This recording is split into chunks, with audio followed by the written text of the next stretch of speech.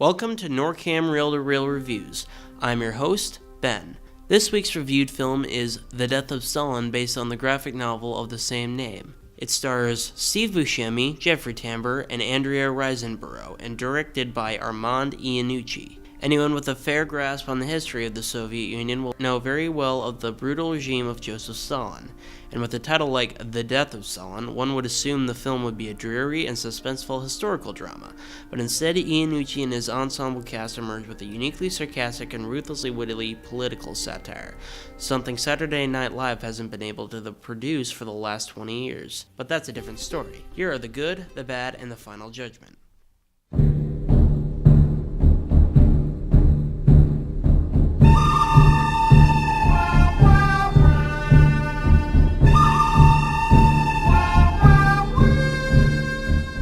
The good. The best part of the film is a toss-up between the acting and the writing. Every character in the film is such an incredible deconstruction of the real historical figures that will make you love them, despite them being contemptibly awful people. The writing, dialogue, and the well-roundedness of the film all comes together to resemble a comedic version of the show House of Cards. A Kremlin of Cards, if you will, minus Kevin Spacey. All in all, the film's ability to make a somber subject matter comic and facetious parallels many of Stanley Kubrick's earliest works, such as Dr. Strangelove's, Lolita, and Barry Lyndon.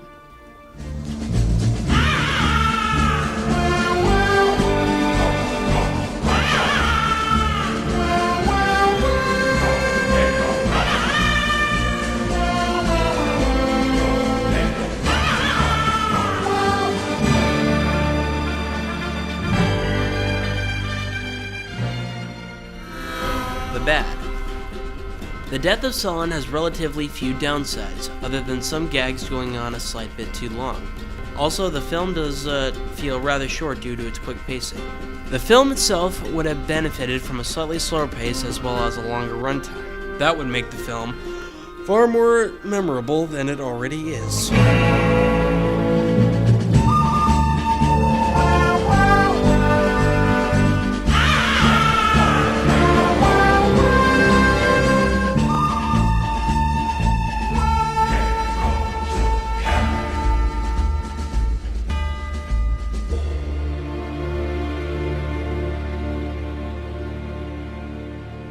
The final judgment. Gentlemen of the jury, have you reached a verdict? We have, Your Honor.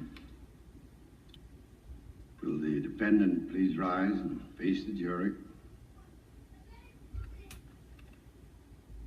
The Death of Stalin is a lavish and aesthetically pleasing spectacle that delivers a highbrow comedic punch that Hollywood has been lacking these last couple of years, mostly because of people like Adam Sandler. Final rating for the film, 9 out of 10. Thank you for joining, and we'll see you next time.